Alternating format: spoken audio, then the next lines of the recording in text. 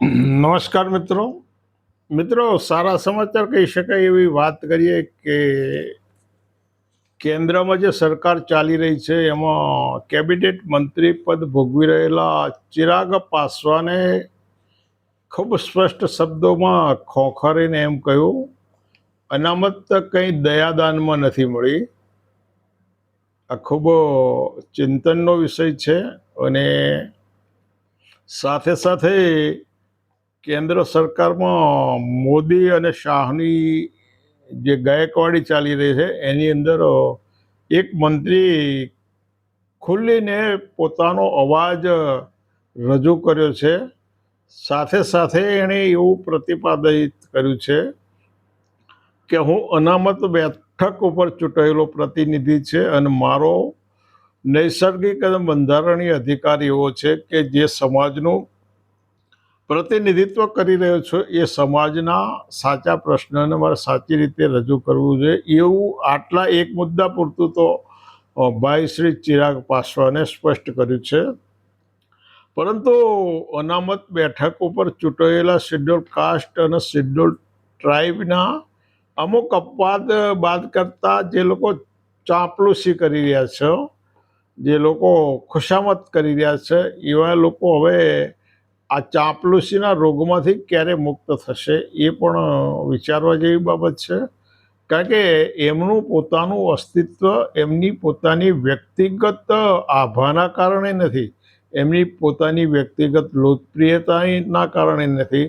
અત્યારે કેટલાક લોકો વિશ્વનો લોકપ્રિય હોવાનો ડંકો વગાડી રહ્યા છે, બનાવટી પેલા મોજણીઓ ઊભી કરી અને 500 લોકોને એના જવાબો લે અને પછી વિશ્વના સર્વશ્રેષ્ઠ નેતાઓ જેવા જે એ ખોખલા દાવા કરી રહ્યા છે, એવા દાવાઓ કરનારા લોકો માટે પણ આ એક વિચારવા જેવી બાબત એટલા માટે છે કે જે લોકો અનામત બેઠકો ઉપર ચૂંટાયા છે એ લોકો પોતાની વ્યક્તિગત આભાના કારણે ચૂંટાયા હોય તો ભારતની અંદર લોકસભાની 543 બેઠકો અને જુદી જુદી વિધાનસભાની 4000 કરતાં વધારે બેઠકોમાં જે જનરલ બેઠકો છે એની ઉપર ઉમેદવારી કરી પોતાની લોકપ્રિયતા સાબિત કરે તો એને એમ માનીએ કે ભાઈ એના વ્યક્તિત્વમાં અથવા તો એનો કંઈક કરિશ્મા છે ને એના કારણે ચૂંટાઈ આવે છે.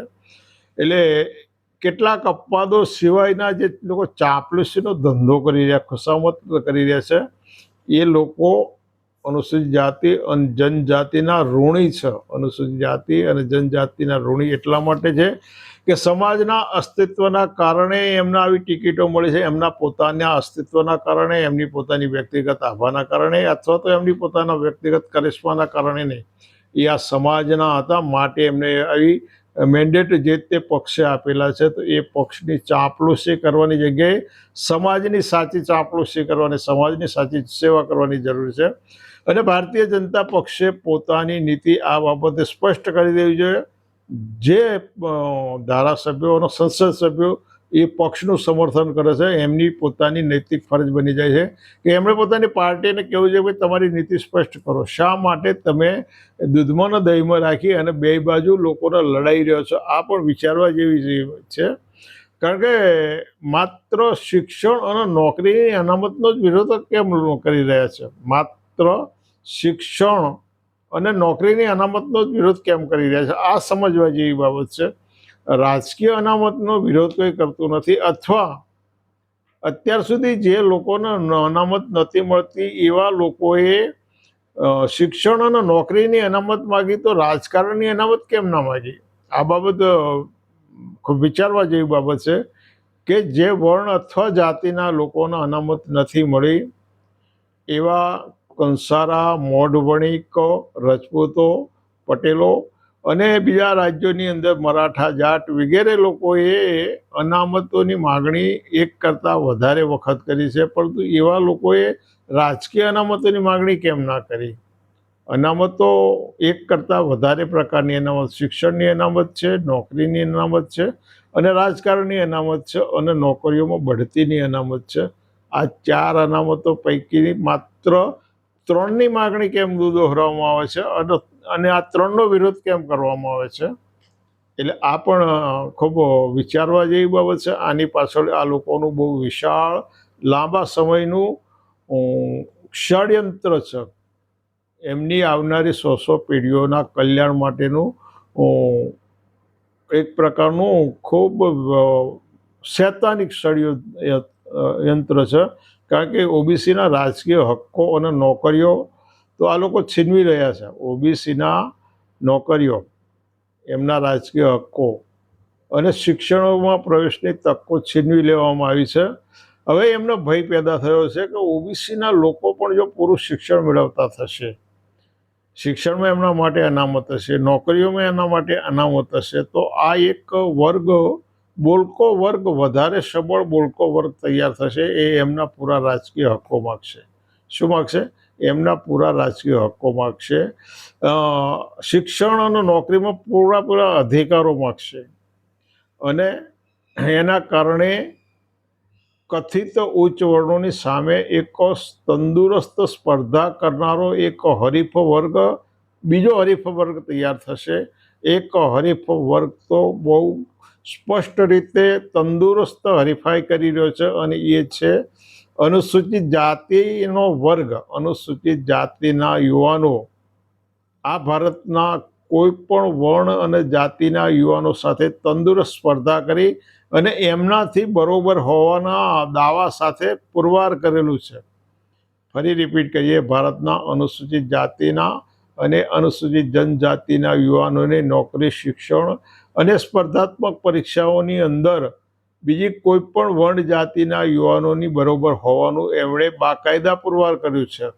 હવે આ જ બાબત ઓબીસીના યુવાનો જો આટલા સક્ષમ બની જાય તો આ લોકોએ આજ સુધી અનેક પેઢીઓથી ઓબીસીના જે રાજકીય અધિકારો ઝૂંટવી રહ્યા છે, ઓળવી રહ્યા છે, એ એમની જે તરાપ મારવાની જે આખી સાજિશ છે, એ સાજિશ નાકામયાબ થઈ જાય માટે આ લોકો એ કરી રહ્યા છે.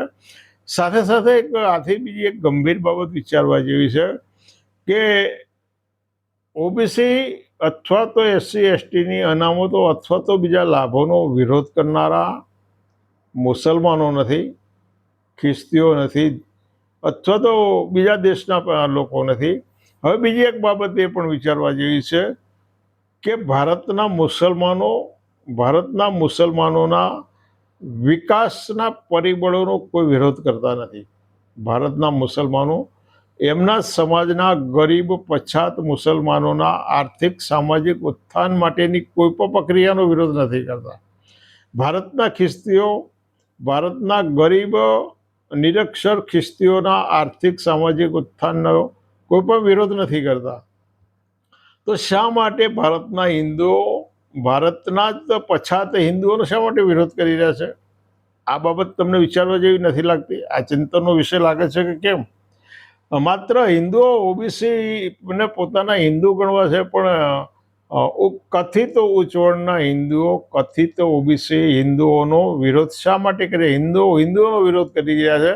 ઉપરના બે પરિબળોની વાત કરી કે મુસલમાનો, ખ્રિસ્તીનો વિરોધ નથી કરી રહ્યા, પરંતુ એ લોકો પોતાના ધર્મ બાંધવોને પોતાની બગલમાં લઈ એમના આર્થિક ઉત્થાન માટે, એમના સામાજિક ઉત્થાન માટે, એમના શૈક્ષણિક ઉત્થાન માટે શક્ય હોય યોગદાન આપી રહ્યા છે. તો આવું યોગદાન જે હિન્દુઓ આર્થિક રીતે, સામાજિક રીતે, શૈક્ષણિક રીતે, ઉદ્યોગ ધંધાની રીતે સક્ષમ છે, એવા પોતાના હિન્દુ ધર્મના બાંધવો ઓબીસીની અંદર એવી નાની નાની સેંકડો જ્ઞાતિઓ છે કે અતિશય ગરીબીમાં, અતિશય નિરક્ષરતામાં, અતિશય અંધશ્રદ્ધાની અંદર પીડિત છે. તો એના ઉત્થાન માટે આ હિન્દુઓ કેમ તનતોડ મહેનત નથી કરતા? એના ઉત્થાન માટે કેમ કોઈ પણ પ્રકારનું યોગદાન કેમ નથી આવતું? માત્ર આ હિન્દુઓને કચડી નાખી અને એમના અસ્તિત્વના ભોગે, એમની શહીદી ઉપર એમનો પોતાનો વિકાસ કરવો છે. એટલે આ એક બહુ લાંબા ગાળાનું ષડયંત્ર હોય, અને કદાચ એવું પણ ના બની શકે કે આ લોકોએ ભારતનું વિભાજન કરવા માટેની સોપારી લીધી હોય. આવું ના વિચારી શકાય. તમે આ બાબતમાં શું વિચારો છો? તમે આ બાબતમાં કંઈ વિચારતા હોય તો તમારો મત કોમેન્ટમાં જણાવજો. મને એમાંથી કંઈક શીખવા મળશે. ફરી મળીશું. આવજો.